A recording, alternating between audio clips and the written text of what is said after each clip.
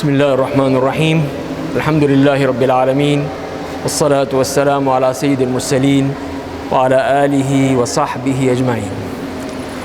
امید ہے کہ آپ کا یہ پہلی رات یہاں پہ آرام سے گزری ہوگی، اطمینان سے، اور جو بھی انتظامات دعویٰ اکیڈمی نے کیے ہیں وہ آپ کے لیے انشاءاللہ قابل قبول ہوں گے۔ اس میں افطاری کا، سحری کا سارے امید ہے کہ کوئی دقت یا تکلیف نہیں ہوگی، اگر ہوئی تو آپ ضرور بتائیں، ہم انشاءاللہ اس کو رفع کرنے کی کوشش کریں گے۔ لیکن اس کے ساتھ ساتھ جیسے میں نے عرض کیا تھا کہ صبر کیجئے، برداشت کیجئے، اور اگر کوئی ناگزیر ہے تو پھر اس کو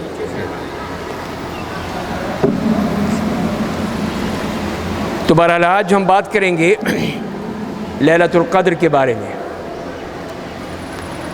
کہ اللہ تعالیٰ نے جو ہمیں یہ رات دی ہے، اور خاص طور پہ اس لیے بھی یہ رات ہمارے لیے بہت ہی غنیمت ہے، بہت ہی اللہ کی نعمت ہے کہ ہماری عمریں اللہ تعالیٰ نے 60 سے 70 کے درمیان رکھی ہیں، جیسے کہ خود نبی کریم صلی اللہ علیہ وسلم نے بتایا کہ میری امت کی عمریں 60 سے 70 کے درمیان ہیں۔ ایک طرف تو وہ عمریں ہوتی تھی جو حضرت نوح علیہ السلام کی عمر، جو 950 سال تو صرف ان کی دعوتی زندگی تھی، 950 سال جو قرآن نے بتایا ہے، باقی ان کی عمر کتنی تھی وہ ہم اندازہ نہیں لگا سکتے، تو 1000 سے تو اوپر رہی ہوگی۔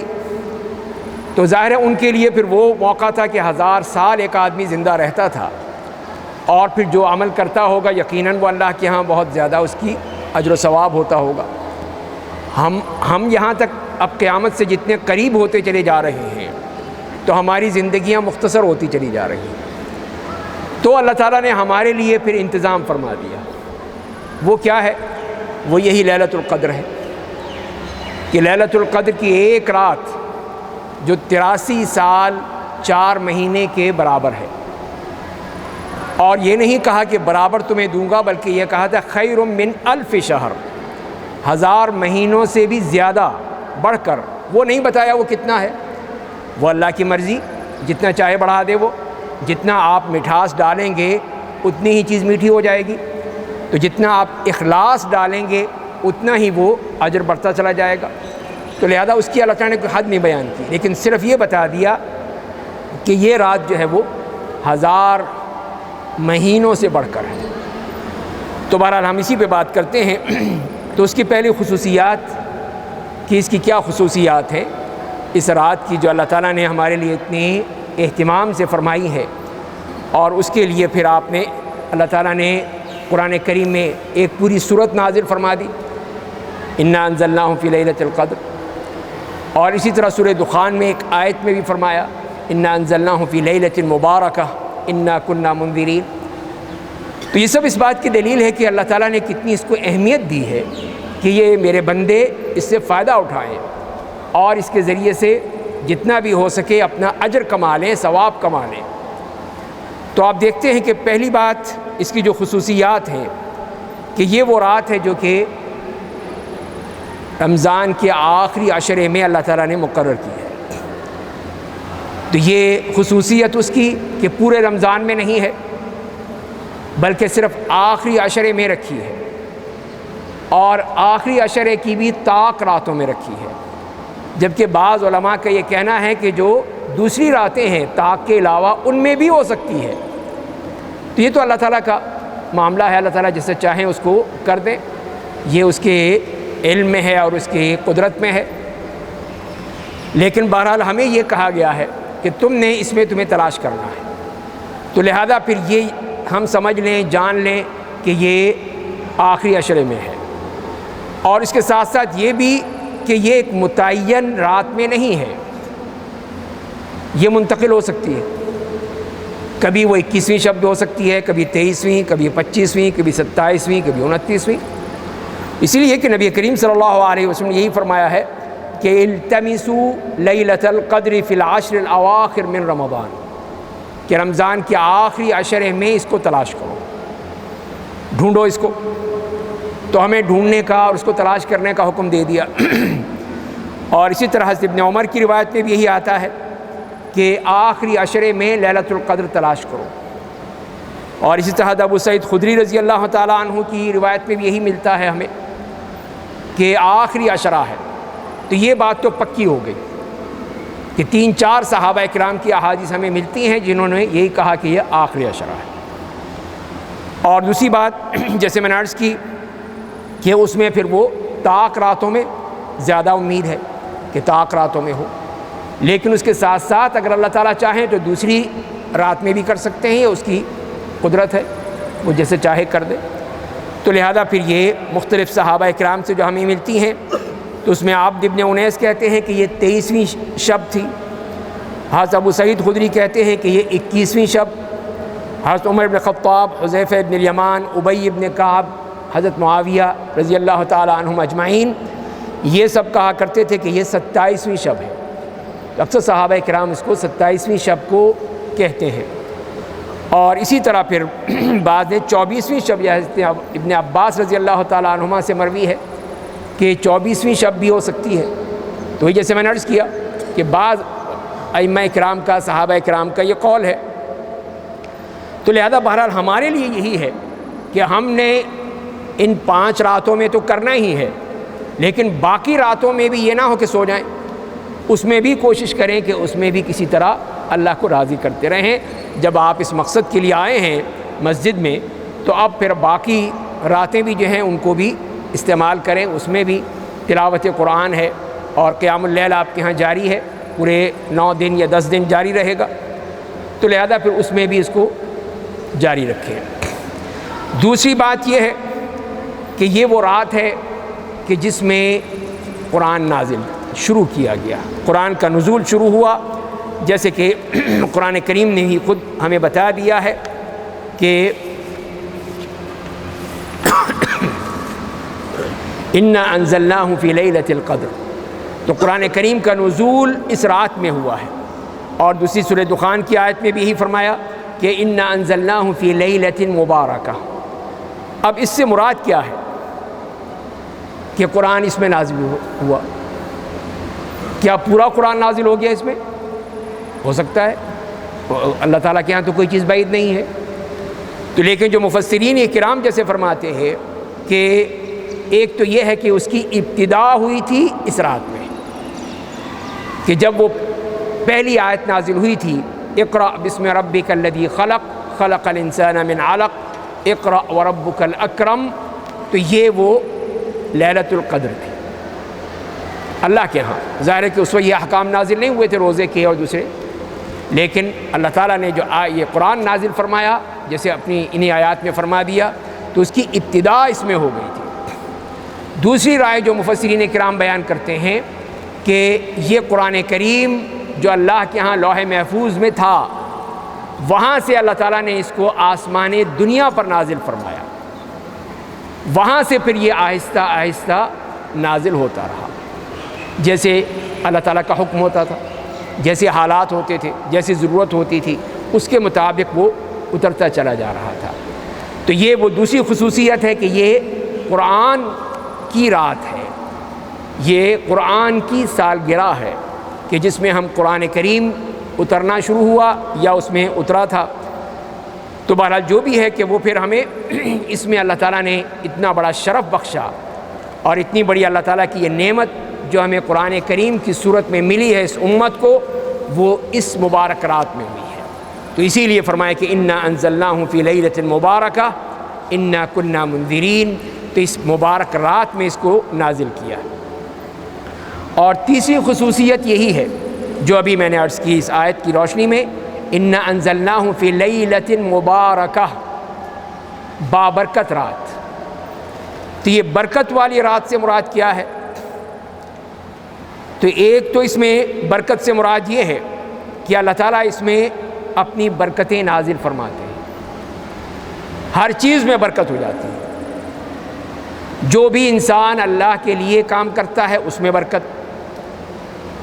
آپ جیسے یہاں بیٹھے ہوئے ہیں اللہ کی عبادت کے لیے، اللہ تعالیٰ کو یاد کرنے کے لیے، ذکر الہی کے لیے، تو آپ کے کاموں میں برکت، آپ کے اس روزے میں برکت، آپ کی نیند میں برکت، باقی دنوں میں تو آپ اگر نہ سوئیں تو سر میں درد ہونے لگتا ہے، انسان پریشان ہونے لگتا ہے، لیکن یہاں یہ برکت محسوس کریں گے کہ آپ چاہے نہ سوئیں یا کم سوئیں، لیکن اللہ تعالیٰ کی برکت ایسی ہوگی کہ آپ کو محسوس نہیں ہوگا۔ تو یہ آپ محسوس ضرور کریں گے کہ یہ ہے اللہ تعالیٰ کی برکت، کہ اس کی رحمت نازل ہوتی ہے، اس کی برکتیں نازل ہوتی ہیں، اور اس کے ذریعے سے پھر ہم اطمینان و سکون محسوس کرتے ہیں۔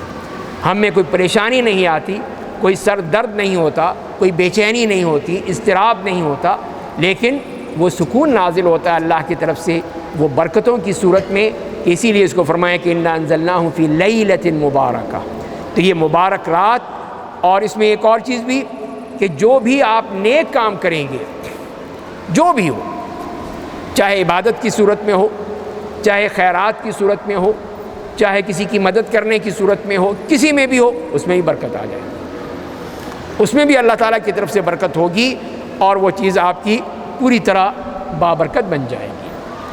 تو یہی مقصد ہے کہ جو فرمایا کہ انا انزلناہ فی لیلۃ مبارکہ، اس بابرکت رات میں ہم نے اس کو نازل کیا ہے۔ اس کے بعد اگلے جو خصوصیت آتی ہے، جیسے میں نے ابھی شروع میں عرض کیا کہ اللہ تعالیٰ نے اس رات کو 1000 مہینوں کی عبادت میں، 1000 مہینوں کی برکت کے حوالے سے اس کو زیادہ قرار دیا، جسے فرمایا کہ لیلۃ القدر خیر من الف شہر، 1000 مہینے۔ اب 1000 مہینے کیا ہیں؟ تو اس کے ذریعے سے اگر آپ راتوں کو دیکھیں تو وہ 30,000 راتیں بن جاتی ہیں، 30,000 راتیں۔ اور اگر سال کے حساب سے دیکھیں، جیسے میں نے عرض کیا کہ 83 سال اور 4 مہینے، اتنی تو مدت عمر بھی نہیں ہوتی، بہت کم لوگ ہیں جو اس حد تک پہنچتے ہیں۔ عموماً 60 کے بعد 70 کے بعد بلاوا آ جاتا ہے، لیکن یہ ہمارے لیے اللہ کی نعمت کہ 83 سال والی جو عبادت ہے اس سے بھی بڑھ کر، اس کے برابر نہیں، اس سے بڑھ کر جو فرما دیا گیا ہے۔ تو لہذا پھر جو بھی شخص وہ عمل کرتا ہے اس رات میں تو اس کا وہ عمل اللہ کے ہاں ملٹی پلائی بائی 83 سے بھی زیادہ ہو جاتا ہے، اس سے بھی بڑھ کر۔ یہ نہیں ہے کہ صرف اتنا ہی رہے گا، اس لیے کہ اللہ تعالیٰ تو بڑھاتا ہی چلا جاتا ہے۔ جیسے کہ وہ حدیث میں آیا ہے کہ اگر تمہارا ایک کھجور کا ٹکڑا بھی ہے تم نے جو اللہ کی راہ میں دی، تو وہ اللہ تعالیٰ اس کو بڑھاتے ہیں، اس کو گروتھ ہوتی ہے، نشو و نما ہوتی ہے، بڑھتا چلا جاتا ہے۔ اور پھر جو فرمائیں کہ وہ کہاں پہنچتا ہے؟ جبل احد تک پہنچ جاتا ہے۔ جیسے کہ تم اپنے کسی جانور کے بچے کو پالتے ہو، چھوٹا سا بچہ ہوتا ہے، اور اس کو پھر تم نشو و نما کرتے ہو، پرورش کرتے ہو، کھاتے ہو، پلاتے ہو، کرتے ہو، یہاں تک کہ وہ ایک گھوڑا ہے جیسے، تو شاندار ایک بہترین گھوڑا بن جاتا ہے۔ اسی طرح اللہ تعالیٰ تمہارے صدقے کو بڑھاتے ہیں، وہ صدقہ بڑھتا چلا جاتا ہے یہاں تک کہ جبل احد کے قریب پہنچ جاتا ہے۔ تو یہ ہے اللہ تعالیٰ کی ہمارے لیے نعمتیں کہ ہماری ان چیزوں کو، ہمارے ان نیکیوں کو اللہ تعالیٰ بڑھانے کی کوشش کرتے ہیں کہ وہ بڑھتی چلی جائیں، اتنی بڑھتی چلی جائیں کہ وہ کہاں سے کہاں پہنچ جائیں۔ تو یہ سب اخلاص پہ مبنی ہے۔ جتنا آپ کے عمل میں اخلاص ہوگا، للہیت ہوگی، اتنا ہی وہ بڑھتا چلا جائے گا، اتنا ہی وہ اجر اللہ تعالیٰ کی طرف سے آپ کے لیے لکھا چلا جائے گا۔ اور پھر جیسے میں نے عرض کیا کہ اس میں یہ فضیلت اور اس کے ساتھ ساتھ یہ بھی ہے کہ جہاں نیک عمل ہیں وہاں پہ دعا کی قبولیت۔ جب اس رات کو اتنی خصوصیت عطا فرمائی تو اس میں پھر وہ دعا کی خصوصیت بھی شامل ہو جاتی ہے کہ اللہ تعالیٰ اس میں دعائیں قبول فرماتے ہیں۔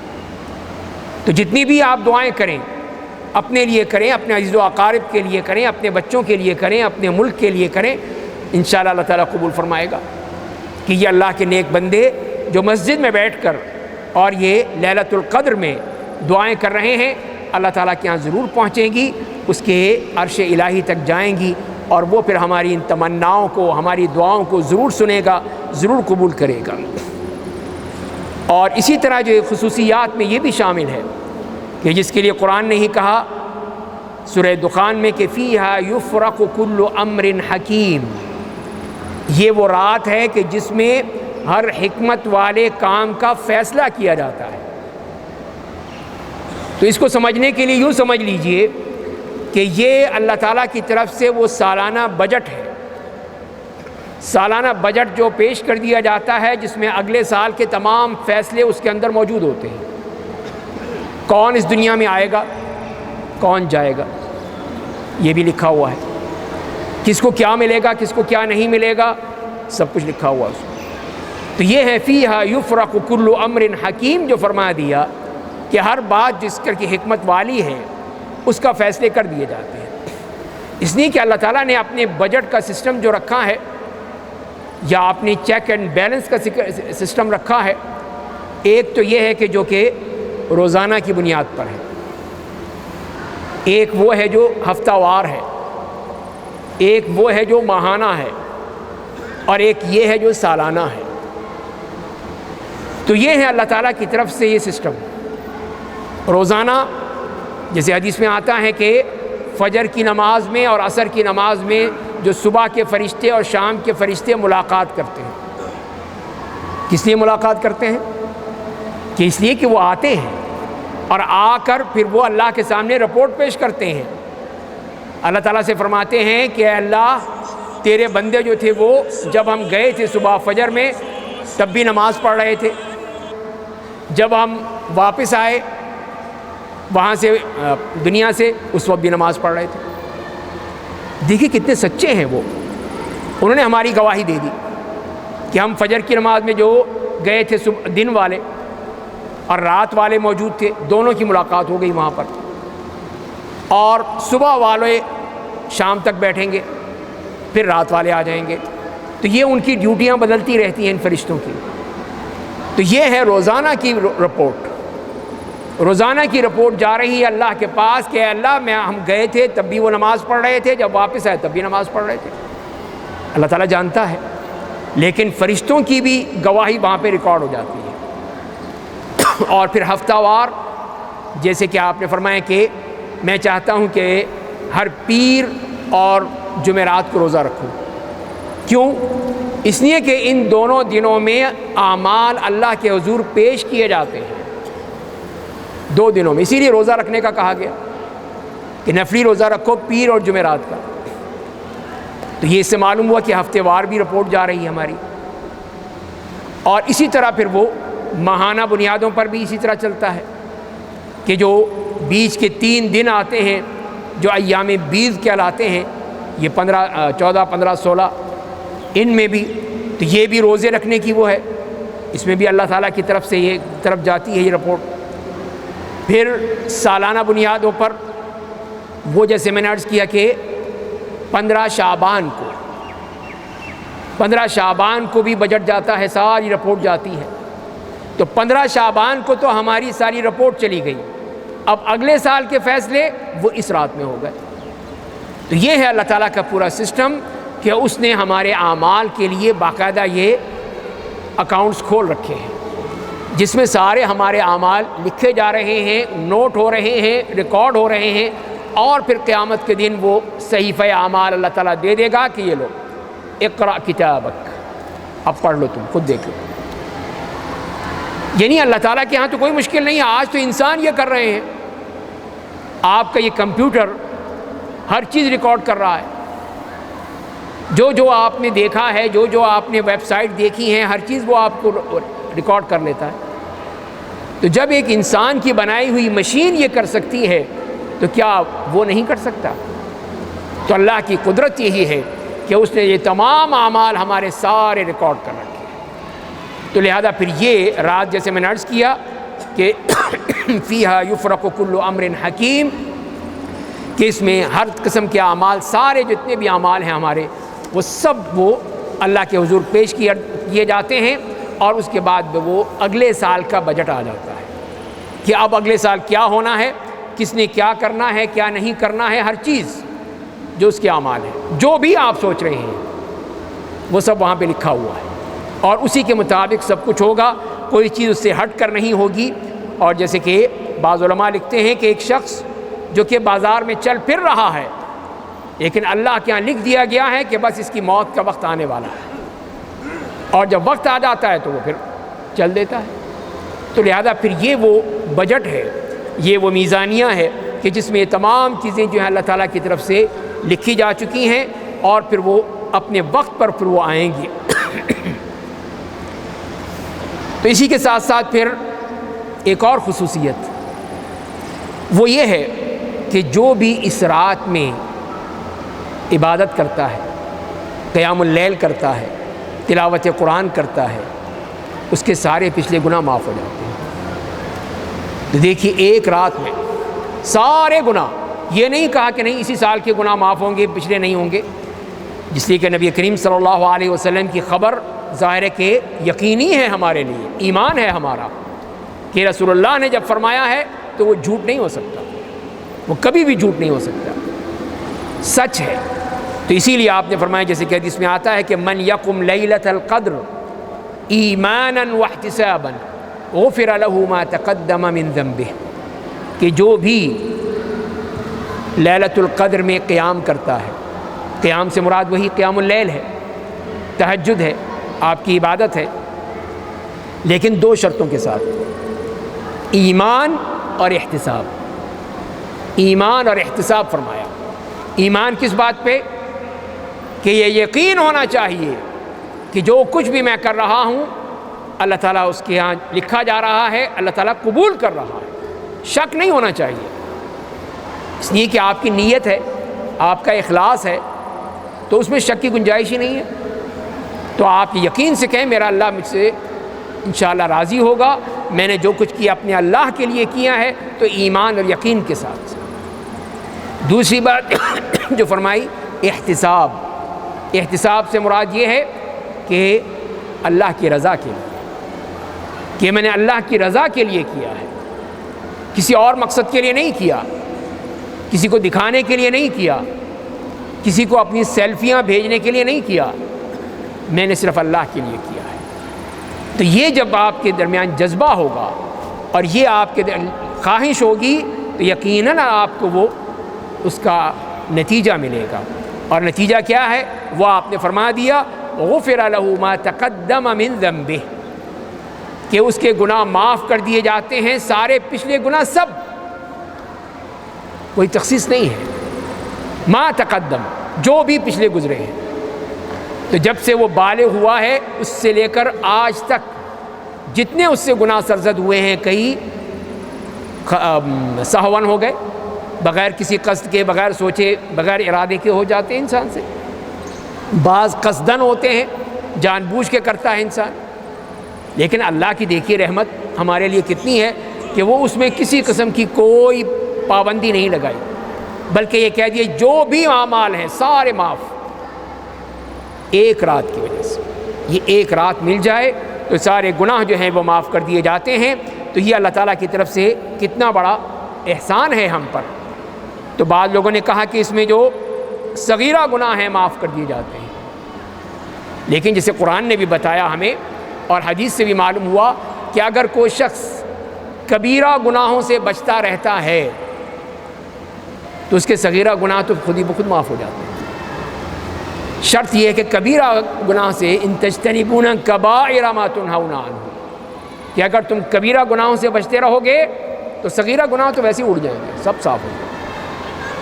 اور اللہ نہ کرے کسی سے کوئی کبیرہ گناہ سرزد ہو تو اس کے لیے بھی دروازہ موجود ہے، اس کے لیے بھی اللہ کی طرف سے گنجائش موجود ہے کہ توبہ کر لو، توبہ کر لے اللہ سے، اللہ تعالیٰ توبہ قبول کرنے والے ہیں، اس کی توبہ قبول کر لیں گے، اس کا یہ گناہ بھی معاف ہو جائے گا۔ یعنی وہ شخص جس نے 100 بندوں کو قتل کیا تھا، 99 قتل کر کے اس نے جب پوچھا تو کسی نے کہہ دیا کہ نہیں نہیں تمہارے لیے تو کوئی توبہ نہیں ہے، تو اتنا بڑا قاتل، اتنا بڑا سفاک آدمی، اور تیرے لیے توبہ نہیں، نہیں جاؤ تم۔ لیکن اس میں تڑپ تھی، اللہ کی طرف سے چیز ڈال دی اس کے دل میں، تو وہ گیا ایک اور بندے کے پاس، اس سے پوچھا، اس نے کہا کیا مسئلہ ہی کوئی نہیں، کیا چیز ہے، رکاوٹ کیا ہے، جاؤ جا کے توبہ کرو، اللہ کے حضور توبہ کر لو، اللہ تعالیٰ سارے گناہ معاف کر دے گا۔ یہ دیکھیے کتنی بڑی اس کی شان ہے کہ 100 بندوں کا قاتل، اس نے پچھلے بندے کو مار ڈالا تھا فوراً، اچھا تجھے یہ کہتا چل تیری بھی چھٹی، پوری سینچری کر دی۔ اب اس سینچری کے بعد بھی اللہ تعالیٰ نے کہا کہ نہیں معاف، بندے کو معاف کر دیا۔ اس سے کیسے پتہ چلا ہمیں؟ وہ یہ ہے کہ جب اس کی موت کا اسے کہا اس نے، اللہ کے بندے نے، کہ جاؤ تم ایسی جگہ پہ رہو جہاں پہ اچھے لوگ ہوں، نیک سوسائٹی ہو، نیک لوگ ہوں، ان میں جا کے رہو، یہ تم جو رہ رہے ہو نا یہ غلط لوگ ہیں، اچھی نہیں ہے۔ اسی لیے اس کا اثر پڑتا ہے کہ ہم جس ماحول میں ہوں گے اس کے اثرات مرتب ہوں گے آپ پر۔ تو اچھے ماحول میں رہیں گے، اچھے لوگوں کے ساتھ رہیں گے، نیک لوگوں کے ساتھ رہیں گے، نیکی نیکی ہوگی۔ جہاں غلط قسم کے لوگ ہوں گے تو وہاں یہی ہوگا کہ 100 بندوں کا قاتل پیدا ہوگا۔ تو اسی لیے اس اللہ کے بندے نے کہا کہ جاؤ تم اچھے لوگوں کے ساتھ رہو۔ وہ چل پڑا، راستے میں موت کا وقت آ گیا۔ اب دونوں فرشتے آ گئے، موت کے بھی، عذاب کے بھی، رحمت کے بھی۔ اب عذاب کے فرشتے کہنے لگے یہ تو قاتل ہے، ہم اس کی روح قبض کریں گے۔ رحمت کے فرشتے کہنے لگے یہ تو توبہ کر کے آیا ہے، ہم کریں گے۔ اللہ تعالیٰ دکھا رہا تھا ہمیں کہ دیکھو ذرا۔ تو اللہ تعالیٰ نے ایک اور فرشتے کو بھیجا، جاؤ جا کے فیصلہ کرو، یہ کہیں لڑی نہ پڑیں۔ لڑتے تو نہیں ہیں ویسے فرشتے۔ تو وہ آئے پھر، تو انہوں نے کہا کہ یہ دیکھیں اب اس کو جگہ کو ناپتے ہیں، جہاں پہ یہ بندہ ہے اس کی لاش پڑی ہوئی ہے، اور یہاں سے لے کر وہ اچھی جگہ پر، نیک لوگوں کی جگہ پر اور بدکار لوگوں کی جگہ پر، اس کی لاش کہاں سے قریب ہے، آؤ ناپے۔ تو تھوڑا سا فرق تھا۔ اللہ تعالیٰ نے زمین کو کہا کہ اے زمین تھوڑی سی کھسک جا۔ زمین کھسک گئی، اللہ کی پابند ہے، اللہ کے حکم کی۔ تو زمین کھسک گئی۔ اب جو انہوں نے ناپا دونوں فرشتوں نے ادھر سے، تو صرف ایک بالشت کا فرق تھا، ایک بالشت بھر وہ ادھر قریب تھا نیک لوگوں کی طرف۔ تو رحمت والے فرشتوں نے کہا یہ تو ہمارا بندہ ہے، ہم لے جائیں گے۔ دیکھ لیں کیسے اللہ تعالیٰ نے اس بندے کی توبہ کو قبول فرما لیا۔ اس کی توبہ قبول ہو گئی، رحمت کے فرشتے اس کی روح کو لے گئے، اللہ تعالیٰ اس سے راضی ہو گیا۔ تو میرے بھائیو یہ ہے اصل چیز کہ ہم کس طرح اللہ تعالیٰ سے اپنے گناہوں کی توبہ کرتے ہیں۔ اللہ تعالیٰ تو معاف کرے گا ہی، وہ تو رحمت ہی رحمت ہے۔ اس کے ہاں تو رحمت، اور اس کی رحمت کے بارے میں بھی جیسے اللہ تعالیٰ نے یہ فرمایا کہ میری رحمت کتنی ہے، وسعت کل شیء، ہر چیز پر وہ حاوی ہے، ہر چیز کو اپنے گھیرے میں لیے ہوئے ہے۔ اور آپ نے فرمایا کہ نبی اللہ تعالیٰ کی رحمت کے 100 حصے ہیں، ان 100 حصوں میں سے 1%، صرف 1% اللہ نے زمین میں اتارا ہے۔ 1% ہے جس میں ہم سب اپنی آپس میں رحمتیں بانٹتے ہیں۔ ایک ماں اپنے بچے پر رحمت کرتی ہے، ایک باپ اپنے بچوں کو مہربانی اور شفقت سے پالتا ہے، حتیٰ کہ ایک جانور بھی اپنا پاؤں اٹھا لیتا ہے کہیں اس کے بچے کو چوٹ نہ لگ جائے۔ یہ سب وہ 1% میں ہو رہا ہے، باقی 99% کہاں گئی؟ فرمایا کہ وہ اس دن کام آئے گی، اس دن کام آئے گی جب ہم سب محتاج ہوں گے اس کی رحمت کی، اس کی رحمت کے محتاج ہوں گے، اس سے مانگ رہے ہوں گے اے اللہ رحم فرما دے، اے اللہ رحم فرما دے۔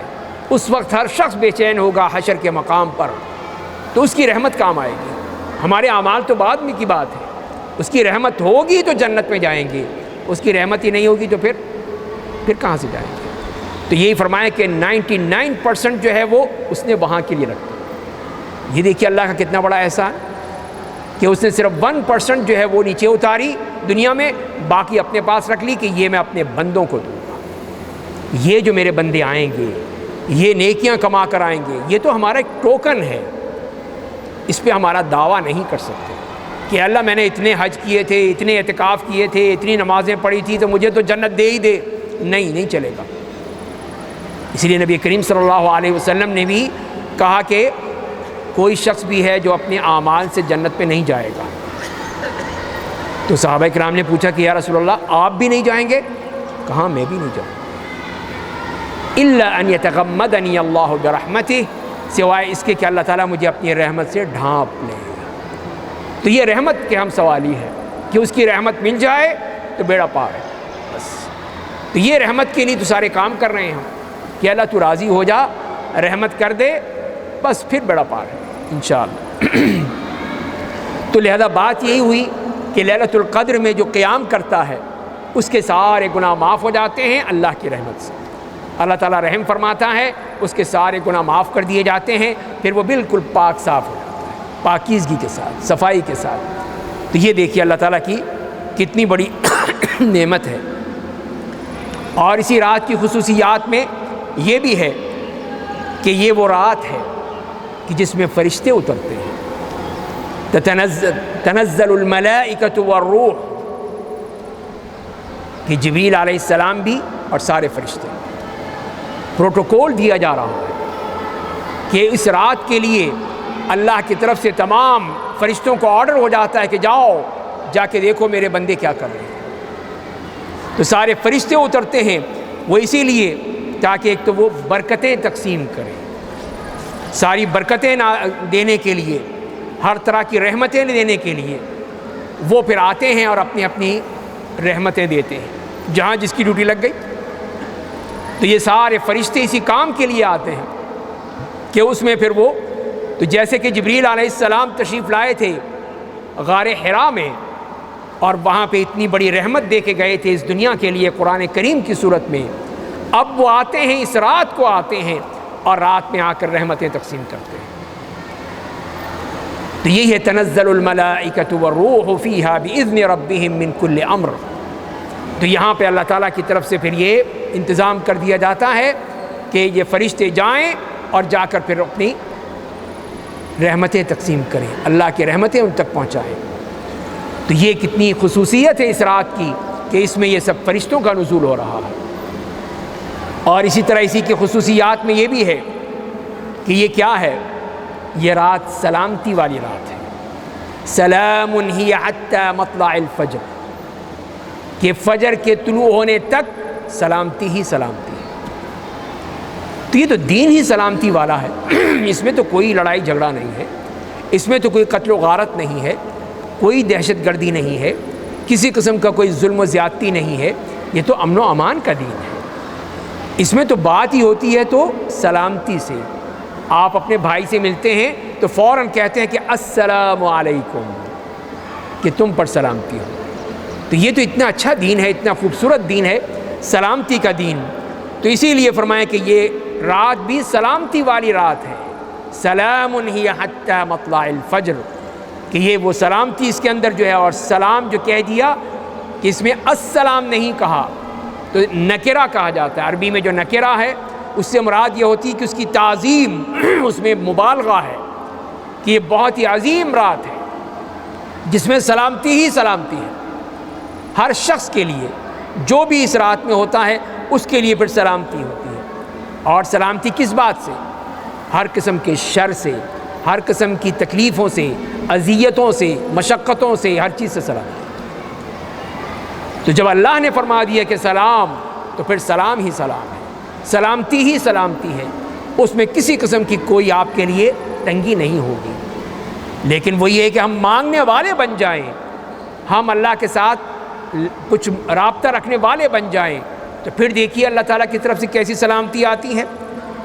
تو پھر اللہ تعالیٰ کی طرف سے یہ تمام چیزیں ہیں جس میں بتایا گیا کہ اس سلام میں مغفرت بھی ہے، ثواب بھی ہے، دعاؤں کی قبولیت بھی ہے، اور ہر طرح کی سلامتی ہی سلامتی ہے انسان کے لیے۔ تو یہ رات پھر وہ سلامتی والی رات بن جاتی ہے۔ تو اب یہ دیکھیے، یہ تو خصوصیات میں نے عرض کی جو ہمیں قرآن اور حدیث سے ملی ہیں، اس لیے یہ سب باتیں تو اللہ کی باتیں ہیں، غیبی باتیں ہیں، یہ کوئی ہم اپنے طرف سے تو کر نہیں سکتے۔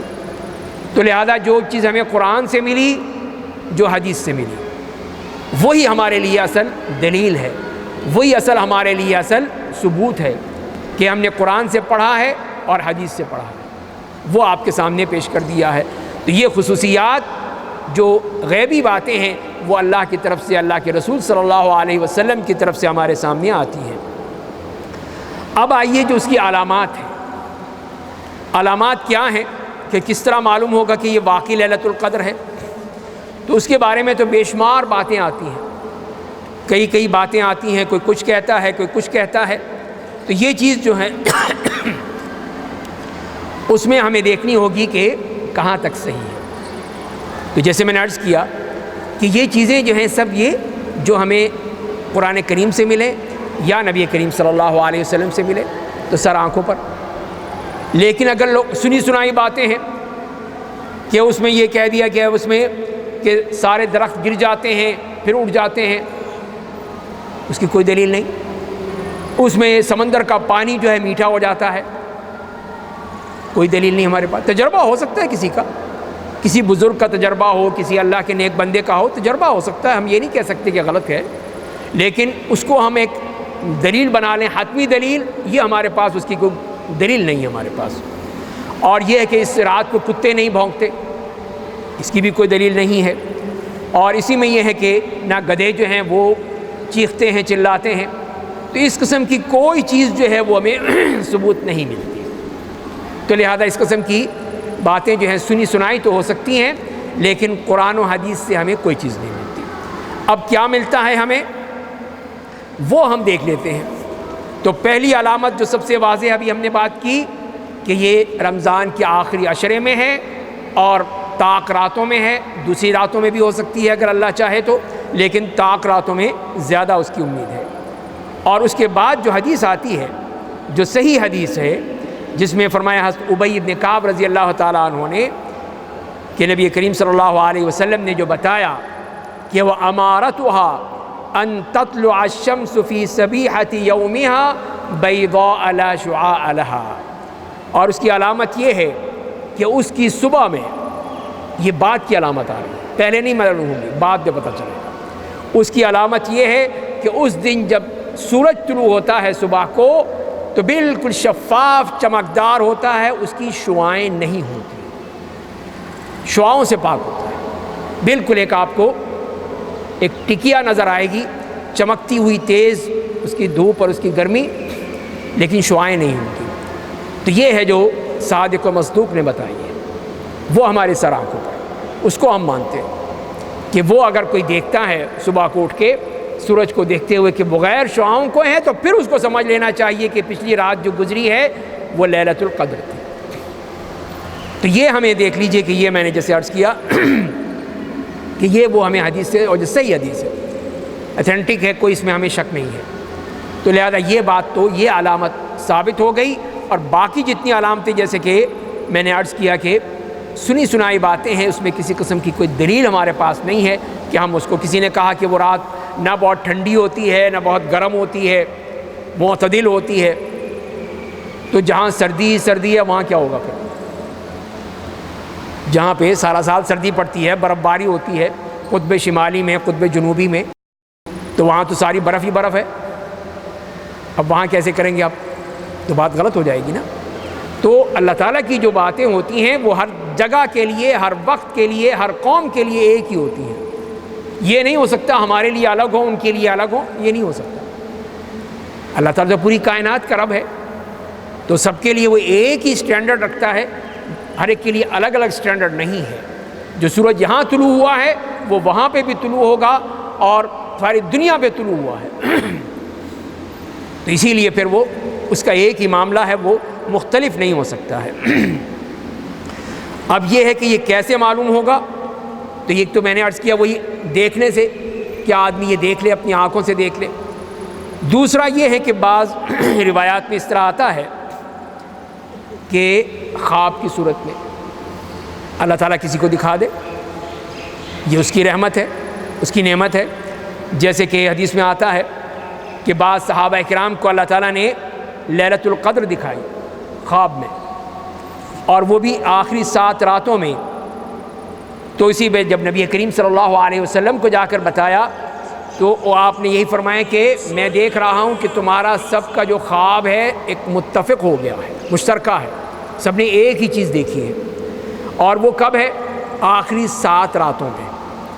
تو اسی لیے اگر کسی نے تلاش کرنی ہے لیلۃ القدر تو وہ پھر آخری 7 راتوں میں تلاش کر لے. تو اس سے معلوم یہ ہوا کہ خواب میں بھی نظر آ سکتی ہے، اللہ اپنے کسی بھی نیک بندے کو دکھا دے، یہ اس کا معاملہ ہے، تو یہ بھی ہو سکتا ہے.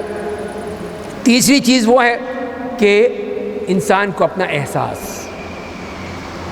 شعور، اور یہ انسان کے دل میں خود بخود یہ احساس پیدا ہو کہ یہ لیلۃ القدر ہو سکتی ہے. یقینی نہیں ہے لیکن احساس، اس لیے کہ بعض دل اتنے پاکیزہ ہوتے ہیں کہ جن پر کوئی کینہ نہیں، کوئی بغض نہیں، کوئی عداوت نہیں، کوئی دشمنی نہیں، بالکل پاک صاف. تو ایسے جو شیشے کے مانند دل ہیں ان پر یہ چیزیں منعکس ہو جاتی ہیں، اللہ تعالیٰ ان کے دل میں ڈال دیتا ہے، اس لیے کہ ان کے دل پاکیزہ ہوتے ہیں. تو لہذا ایسے کوئی دل والے لوگ ہوں، اللہ کے نیک بندے، اللہ کے ولی، تو اللہ تعالیٰ ان کے دل میں ڈال دیتا ہے. یہ بھی ہو سکتا ہے، اس میں بھی ہم انکار نہیں کر سکتے ہیں. تو بہرحال یہ ہے، اگر کوئی دیکھتا ہے، خواب میں دیکھتا ہے یا احساس ہوتا ہے یا اس نے علامت دیکھی جیسے میں نے عرض کیا، تو اسے کیا کرنا چاہیے؟ بتانا چاہیے لوگوں کو؟ فرمایا کہ نہیں، بتانا نہیں چاہیے، اس لیے کہ یہ اللہ کی کرامت ہے. اللہ نے اس کو ایک کرامت دی ہے کہ اس کو یہ بتا دیا یا اس کو احساس دلا دیا کہ تم نے لیلۃ القدر گزاری ہے. تو یہ جو احساس پیدا ہوا تو یہ اللہ تعالیٰ کی طرف ہوتی ہے. تو لہذا پھر اللہ کا شکر ادا کرنا چاہیے، اس کو اشتہار نہیں دینا چاہیے کہ دیکھو میں بڑی کرامتوں والا ہوں، آ جاؤ میرے پاس، میں یہ دے دوں گا، میں وہ دے دوں. نہیں، اللہ کے نیک بندے بتاتے نہیں ہیں کسی کو، جو بھی اپنے دل میں رکھتے ہیں.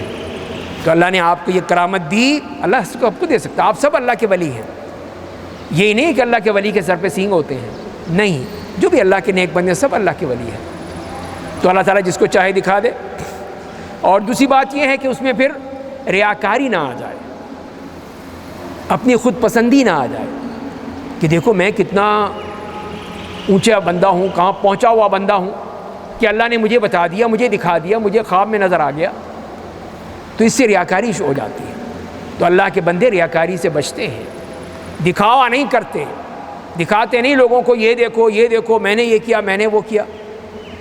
اور آج کل یہ جو مصیبت ہے اس فتنے کی کہ اپنی جو فوٹو بھیج رہے ہیں جی، ہاں جی عمرہ کر رہے ہیں، ہم طواف کر رہے ہیں، حج میں جا رہے ہیں تو حج کر رہے ہیں جی، حج میں ہم وہاں پہنچے ہیں وہاں پہنچے. یہ تم کیا کر رہے ہو اللہ کے بندے؟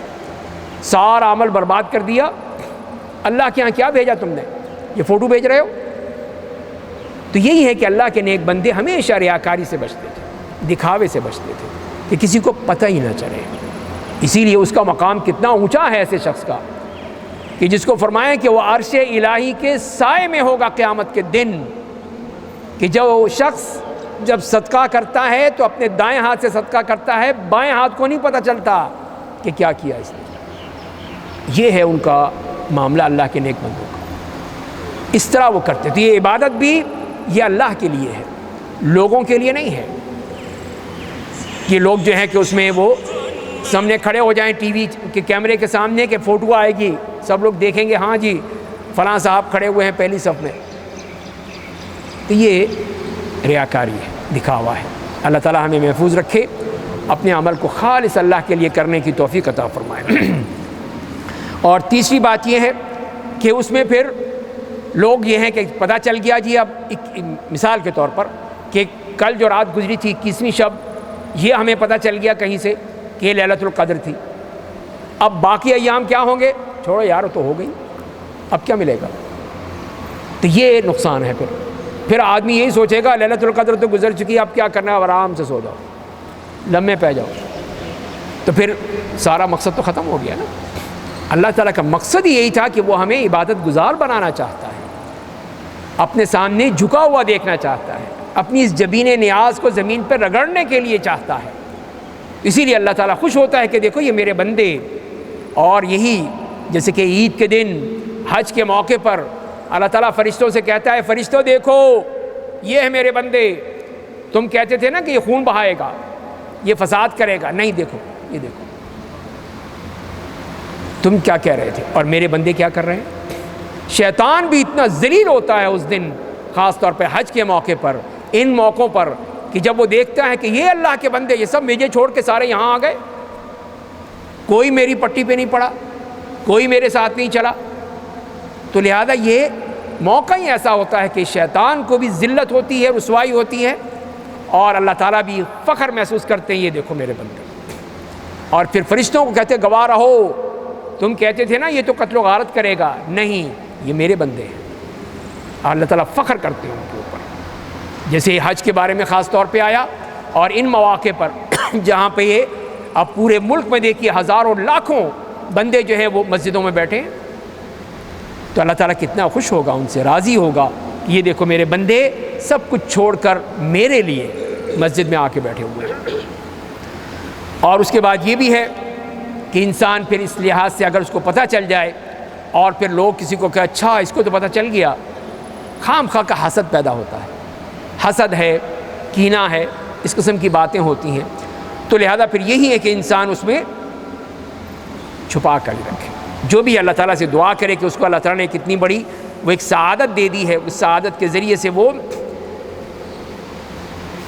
اب اس میں ہم نے کیا کرنا ہے، تو پہلی بات تو جیسے میں نے عرض کیا کہ ہم نے جتنی بھی ہو سکے اللہ تعالیٰ سے دعائیں کرنی ہیں، جو بھی موقع ملے۔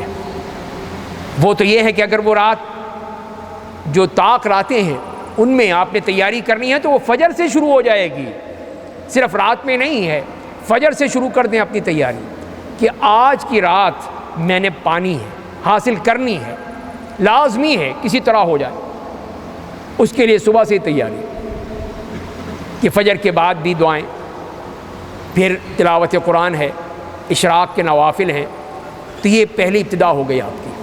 اس کے بعد آرام فرمائیے، آرام کرنے کا حق ہے، آپ کا جسم آرام مانگتا ہے، آرام کیجیے۔ پھر اس کے بعد دوسری نمازوں میں بھی ہے، ظہر ہے، عصر ہے، مغرب ہے، ان تمام نمازوں میں اسی طرح یہ دعا کرتے رہیے کہ اللہ مجھے لیلۃ القدر عطا فرما دے۔ تو جب صبح سے لے کر شام تک آپ اللہ سے مانگیں گے تو اللہ تعالیٰ اتنے ظالم تو نہیں ہے کہ آپ کی بات کو رد کر دیں گے، وہ تو بندے کے انتظار میں ہے کہ یہ مجھے مانگے، اور اللہ تعالیٰ تو خوش ہوتے ہیں کہ میرے بندے کو معلوم ہے کہ اس کا ایک رب ہے جو اس کی بات کو سنتا ہے، وہ اس بات پہ خوش ہوتا ہے کہ اس بندے کو پتہ ہے، اسی لیے بھاگا بھاگا میرے پاس آتا ہے، کسی اور کے پاس نہیں جاتا بلکہ میرے پاس آتا ہے بھاگ کر، مجھ سے مانگتا ہے، میرے سامنے جھولیاں پھیلاتا ہے، میرے سامنے آنسو بہاتا ہے، میرے سامنے ہاتھ پھیلاتا ہے، میرے سامنے اپنی پیشانی رگڑتا ہے، تو اللہ تعالیٰ کتنا خوش ہوتے ہیں۔ تو پھر اللہ تعالیٰ اس کی رد نہیں کرتے، اس کی اس التجا کو، اس کی دعاؤں کو، اس کی تمناؤں کو رد نہیں کرتے بلکہ قبول کر لیتے ہیں۔ اسی لیے پھر حضرت عائشہ رضی اللہ تعالیٰ عنہ نے یہی پوچھا کہ یا رسول اللہ اگر مجھے امید ہو لیلۃ القدر کی تو میں کیا کہوں؟ تو فرمایا کہ یہ دعا کیا کرو، اللہم انک عفو تحب العفو فاعف عنی، کہ اے اللہ تو مجھے معاف کر دے، اس لیے کہ تو معافی پسند کرتا ہے، تیری پسندیدہ چیز یہی ہے، تو مجھے بھی معاف کر دے، تیرا کیا جاتا ہے، تیرے خزانے میں تو کوئی کمی نہیں آئے گی۔ تو ایک تو مغفرت ہے، ایک معافی ہے، دونوں میں فرق ہے۔ مغفرت تو یہ ہے کہ گناہ معاف ہو گئے،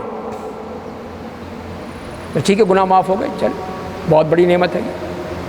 معافی کیا ہے؟ لیکن یہ ہے کہ مغفرت تو ہو گئی، گناہ تو ہو گئے، لیکن وہ لکھے رہیں گے، نامہ اعمال میں درج ہیں، صرف ان کی جو سزا تھی وہ معاف ہو گئی، مغفرت ہو گئی، لیکن وہ لکھے ہوئے اسی طرح ہیں۔ لیکن معافی میں یہ ہے کہ گناہ معاف بھی ہو گئے، مٹا بھی دیے گئے،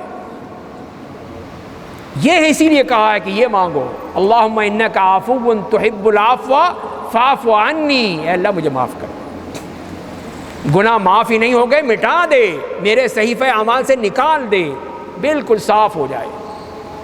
اسی لیے یہ دعا سکھائی، یہ نہیں کہا کہ یہ کہا اللہم اغفر لی، اس لیے کہ اس میں تو بات پوری نہیں ہوئی، جیسے میں نے عرض کیا کہ اس میں وہ لکھے ہوئے تو رہیں گے، لیکن یہاں اس سے بھی بڑھ کر ہے عفو میں، جو اللہ تعالیٰ کو بہت پسند ہے کہ اس صورت میں صاف سب کچھ معاف ہو گیا، مٹا دیا گیا۔ تو یہ مٹانے کا جو معاملہ ہے یہ بہت بڑی نعمت ہے، بہت بڑی سعادت ہے انسان کی کہ اس کے نامہ اعمال سے وہ چیزیں بالکل مٹ جائیں۔ تو ایک تو یہ ہے کہ اس طرح ہمیں کہا گیا عفو و مغفرت کے ذریعے سے، اور دوسری بات پھر یہ ہے کہ قیام اللیل، قرآن کریم کی تلاوت کو سننا، تو الحمدللہ یہ آپ کو یہ نعمت حاصل ہے، اور تمام مساجد میں یہ چیزیں ہوتی ہیں، تو جہاں نہ بھی ہو آدمی خود انفرادی پڑھ لے، جہاں اجتماعی ہے اس میں اجتماعی طور پر پڑھ لے، تو جہاں پہ جو مل جائے۔ تو اسی لیے پھر وہ اس میں آدمی کو کوشش کرے کہ یہ قیام اللیل کے ذریعے سے، اس کے ذریعے سے اس کو حاصل کرنے کی کوشش کرے۔ اور تیسری چیز وہی ہے کہ اس کو تلاش کرنے کی کہ کس طرح کون سی رات ہو سکتی ہے، کس طرح ہو سکتی ہے، اور اس میں وہ لگا رہے۔ اور یہ قیام اللیل بھی جو ہے جس کے بارے میں تو اس کے بارے میں بھی جیسے حدیث میں آتا ہے کہ جو شخص قیام اللیل میں امام کے ساتھ نماز پوری مکمل ہے، آخری سلام تک، اس کے لیے پوری رات کا قیام لکھ دیا جاتا ہے۔ دیکھیے آپ نے تو 2-3 گھنٹے ہی پڑھی نا، 11 بجے سے 2:30 بجے تک ہی پڑھی تھی، لیکن اللہ تعالیٰ نے پوری رات کا قیام لکھ دیا آپ کو کہ سارے بندے اس میں قیام اللیل میں کھڑے رہے، وہاں قرآن سنتے رہے۔ تو اللہ تعالیٰ کی طرف سے کتنا بڑا انعام مل گیا کہ آپ کی پوری رات لکھ دی گئی، کہ صرف اتنا ہی نہیں، پوری رات لکھ دو ان کے لیے۔ تو یہ اللہ تعالیٰ کے لیے ہے۔ اور پھر اسی طرح پھر یہ بھی ہے کہ جس کے بھی اس میں یہ لیلۃ القدر کا معاملہ آ جائے، چاہے اس کی علامات ملیں یا نہ ملیں، آپ نے اس کو کوشش کرنی ہے۔ یہ تو ایک ویسے بتا دیا گیا علامت کے طور پر، لیکن اصل چیز تو اللہ کے ہاں ہے کہ وہاں تو آپ کو پتہ چل گیا کہ یہ بندہ وہاں پہ موجود تھا، چاہے اپنے گھر میں تھا، چاہے مسجد میں تھا، چاہے کہیں پہ بھی تھا، لیکن یہ میری عبادت کر رہا تھا۔ تو نوٹ ہو گئی، بس بات ختم ہو گئی۔ تو لہذا ہم نے تو کوشش کرنی ہے، ہمارا کام کوشش کرنا ہے، محنت کرنا ہے، اور اپنی پوری تگ و دو کرنی ہے۔ باقی دینا تو اس نے ہے، اس کا کام ہے۔ تو یہ ہم کوشش کریں گے کہ کسی طرح وہ ہمیں مل جائے، اور اسی طرح ہم اس کو پوری طرح حاصل کر لیں۔ تو اللہ تعالیٰ نے یہی فرمایا ہے کہ من کان یرید حرث الآخرہ نزد لہ فی حرثہ، جو آخرت کی کھیتی چاہتا ہے، آخرت کی فصل چاہتا ہے، ہم اس کی فصل میں اضافہ کر دیتے ہیں۔ یہ اللہ کا وعدہ ہے کہ ہم اور دے دیتے ہیں اس کو، اس لیے کہ وہ آخرت کی کھیتی چاہ رہا ہے۔ آپ حضرات جو یہاں پر تشریف لائے ہیں، یہاں آپ کو دنیا نہیں مل رہی کچھ بھی، یہاں صرف آخرت کے لیے آئے ہیں۔ اسی لیے فرمایا من کان یرید حرث الآخرہ، آخرت کی کھیتی چاہتا ہے، آخرت کی فصل کمانا چاہتا ہے، اس کو ہم اور دے دیں گے، نزد لہ فی حرثہ۔ اور دوسرا کون ہے؟ ومن کان یرید حرث الدنیا نؤتیہ منہا، اور جو دنیا کی فصل چاہتا ہے اس کو بھی دیں گے ہم۔ انکار نہیں کیا، نہیں، اس کو بھی دیں گے، لیکن نقصان کیا ہوگا؟ فرمایا کہ وما لہ فی الآخرۃ من نصیب، لیکن آخرت میں کچھ نہیں ملے گا۔ یہ نہیں ہو سکتا دونوں مزے مل جائیں۔ جو دنیا کو آخرت کے لیے کر دیتا ہے اس کو تو دونوں مل جائیں گی، دنیا بھی مل گئی، آخرت بھی مل گئی۔ لیکن یہ صرف دنیا چاہ رہا ہے کہ دنیا کی دولت، دنیا کا بینک بیلنس، دنیا کی یہ بلڈنگیں، یہ پلازے، یہ مکانات، یہ پلاٹس، اس کے پیچھے بھاگتا ہے، تو اللہ کہے گا ٹھیک ہے لے لو، اللہ کو تو کوئی مسئلہ نہیں ہو، دنیا اس کے ہاں تو کچھ بھی نہیں ہے، جتنی مرضی لے لو تم، تو دنیا ہی ملے گی، پھر آخرت نہیں ملے گی۔ تو لہذا پھر ہمارا جو اصل مقصد ہے جس کے لیے ہم آئے ہیں، اس مسجد میں آ کر بیٹھے ہیں، تو وہ یہی ہے کہ لیلۃ القدر پانی ہے، کہ یہ اتنا بڑا اونچا مقصد یہ ہمیں مل جائے، اللہ ہم سے خوش ہو جائے گا۔ دوسری بات، اللہ تعالیٰ ہمارے گناہوں کو معاف کر دے گا، ہمارے گناہ معاف ہو جائیں گے۔ تیسری بات کہ اللہ تعالیٰ ہماری بقیہ زندگی میں برکتیں ہی برکتیں ڈال دے گا۔ تو یہ ہے اللہ تعالیٰ کی طرف سے انعام کہ جو اللہ نے اپنے بندوں کے دیا ہے، اور اس امت والوں کو دیا ہے کہ اس امت محمدیہ کی عمریں بہت چھوٹی ہیں، تو اللہ نے کتنا بڑا انعام کر دیا کہ 1000 مہینوں کی عبادت ایک رات میں ہی ان کی عطا کر دی۔ اللہ تعالیٰ ہم سب کو اس کی توفیق عطا فرمائے، اور اس میں جتنی بھی ہم محنت کر سکتے ہیں، جتنی بھی تگ و دو کر سکتے ہیں، اللہ تعالیٰ ہمیں اس کی توفیق عطا فرمائے، اور جتنا بھی ہم حاصل کر سکتے ہیں اللہ ہمیں عطا کر دے۔ اے اللہ، ہم تیرے ناتواں بندے ہیں، کمزور بندے ہیں، ہم سے کوتاہیاں بھی ہوتی ہیں، تو اے اللہ تو اپنی رحمت کے ذریعے سے ہمیں نواز دے، ہمیں دے دے۔ اس کے ہاں کوئی کمی نہیں ہے، اس کے خزانوں میں کوئی کمی نہیں ہے۔ ہم تو مانگنے والے نہیں بنتے، ایک دفعہ مانگنے والے بن جائیں، پھر دیکھیے وہ کتنا دیتا ہے۔ تو اے اللہ ہمیں مانگنے والا بنا دے، دنیا والوں کے سامنے نہیں، اللہ کے سامنے۔ وہ کہتا ہے مجھ سے مانگو، ادعونی استجب لکم، مانگو مجھ سے میں قبول کروں گا، دوں گا تمہیں۔ ہم جاتے ہیں لوگوں دنیا والوں کے پاس، تو اللہ سے مانگنے والے بن جائیں تو دیکھیے اللہ تعالیٰ کیا کچھ دیتا ہے۔ اللہ تعالیٰ مجھے بھی اور آپ کو بھی توفیق عطا فرمائے کہ ہم صحیح معنی میں اپنے رب کو راضی کر سکیں، اس سے کچھ مانگ سکیں، اس سے کچھ حاصل کر سکیں، اور لیلۃ القدر ہمیں مل جائے، اس سے بڑھ کر کوئی دولت نہیں ہوگی۔ وآخر دعوانا ان الحمد للہ رب العالمین۔